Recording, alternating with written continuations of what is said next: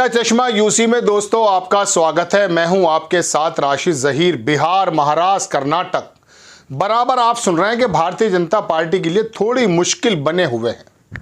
आखिरकार क्या वजह है कि मुश्किल बने हुए हैं और ऐसा क्या कर रही है भारतीय जनता पार्टी या नरेंद्र मोदी अमित शाह के साथ?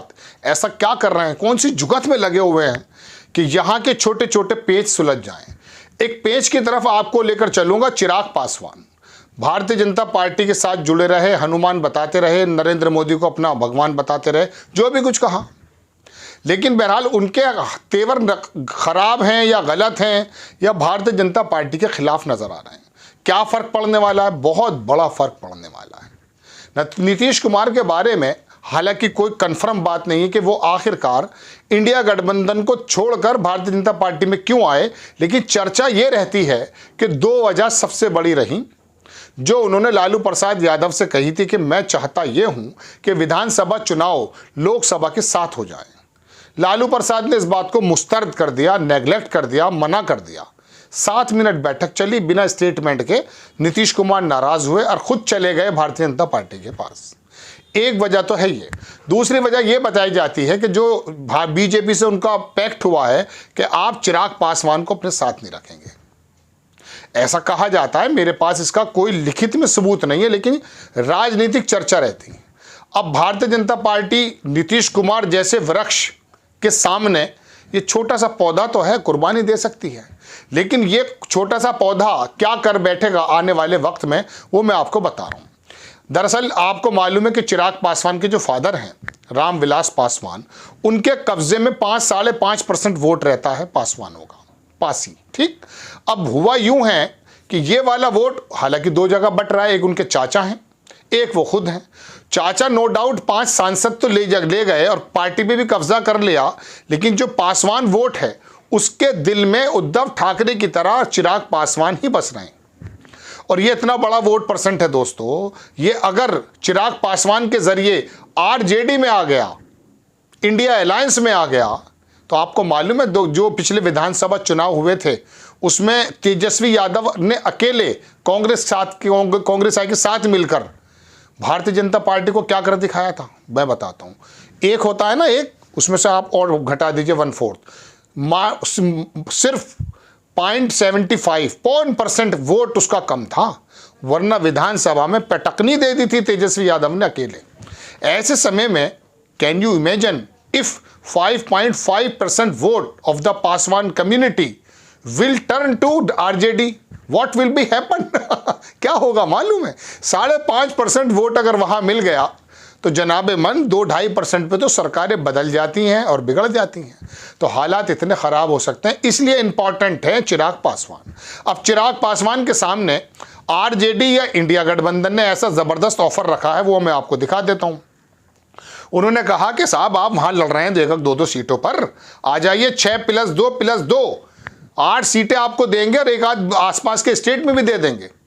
चिराग पासवान को भरोसा यह दिया गया था कि 6 सीटें तो आपको वही दे दी जाएंगी जो आप जीते थे, और 1 सीट जो है राज्यसभा में दे दी जाएगी। ये एनडीए यानी कि भारतीय जनता पार्टी का एश्योरेंस था।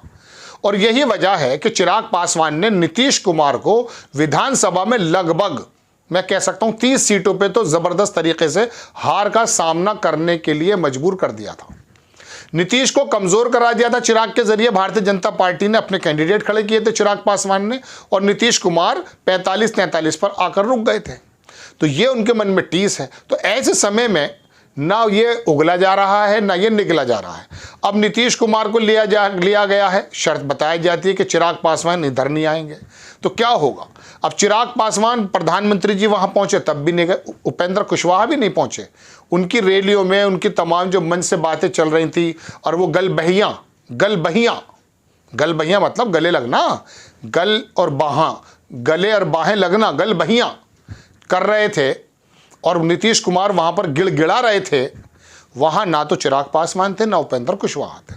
ऐसे समय में जब बड़ा क्रूशियल टाइम है, जब उत्तर प्रदेश में जयंत चौधरी को जाट का वोट का परसेप्शन बनाने के लिए 2 सीटों पर सीमित कर दिया जाता, उनको यहां ले लिया जाता है, उनके दादाजी को भारत रत्न दे दिया जाता है, और जाट कम्युनिटी को यह बता दिया जाता है कि there is no need to divide हालांकि जाट तो बढ़ता ही नहीं है, पहले से वोट दे रहा है भारतीय जनता पार्टी को, लेकिन फिर भी कहीं कोई चूक ना हो जाए, ऐसे में 5.5% की चूक क्या भारतीय जनता पार्टी बिहार में करेगी।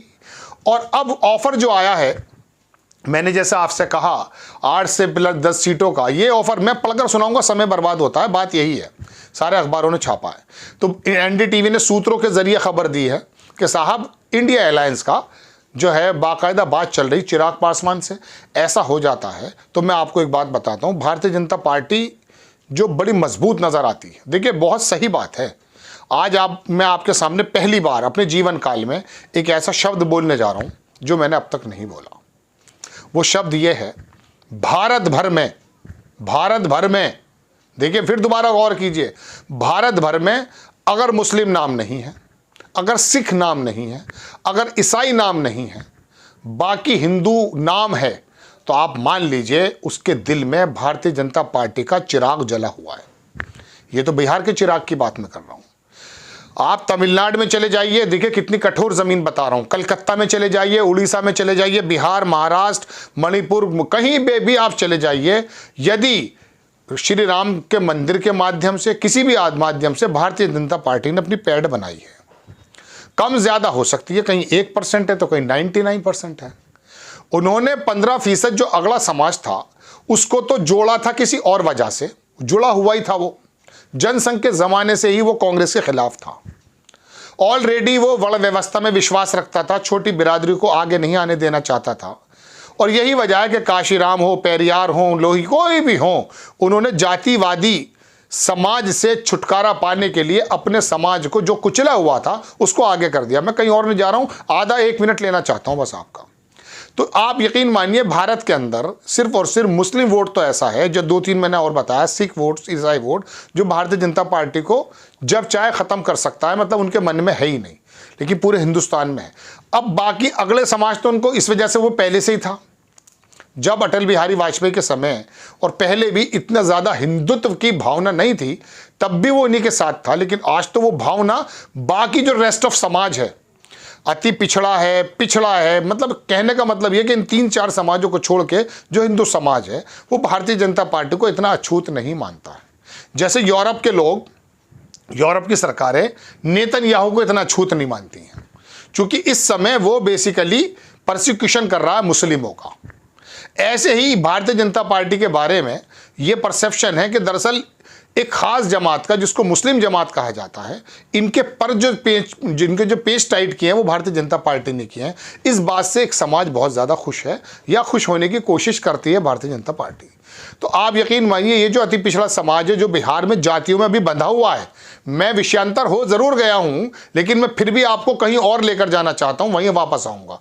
वो समाज भी भारतीय जनता पार्टी को किसी हद तक पसंद करता है, जबकि वो जातियों में बंधा हुआ है ज्यादा बनिस्बत उत्तर प्रदेश के। उत्तर प्रदेश में तो जाति कुछ है ही नहीं, सिर्फ बहुजन समाज पार्टी का वोट जो है वो कभी कभी मायावती जी के साथ चला जाता है, लेकिन जब भी मायावती अपनी पकड़ ढीली छोड़ती है वो सीधा भाजपा में चला जाता है, क्योंकि वो मंदिर धर्म की जो चाशनी पिला दी गई है दोस्तों, उसका असर कहीं ना कहीं है जरूर। यही वजह तो है कि बंगाल के अंदर 18 सीट और हिंदू समाज का 55% वोट मिल गया है भारतीय जनता पार्टी को। भद्र जन कहा करते थे, बंगाली लेखक होते थे, किताबें लिखते थे, काबिल लोग हुआ करते थे, आज भी हैं। तो कहने का मतलब ये धर्म की जो तांत्रिक हुआ, धर्म हुआ, ये जो चाशनी है ना, ये तो ISI जैसे लोगों को पैदा कर देता अमेरिका, और वहां पर इंसान की गर्दन पे छुरी फेर देते हैं लोग। धर्म तो बड़ी अजीब और गरीब चीज़ है। अगर इसका आपने इस्तेमाल लोकसभा में, न्यायपालिका में, ऑफिस में किया तो ये बहुत बड़ा जहर बन जाता है। ये यहाँ इंसान बनाने की बात करता है, मंदिरों में हो, मस्जिदों में हो, और तुम्हारा कोसे जो भी चर्च हो सकते हैं वहाँ हो, वहाँ अच्छा है, लेकिन ये निकल कर अगर बाहर आ जाता है तो फिर ये एक जो है भस्मासुर बन जाता है। चलिए अपनी बात पर आ जाता हूँ। तो बिहार के अंदर हालात ये हैं कि 8 या 6 सीटें देने की बात चल रही है।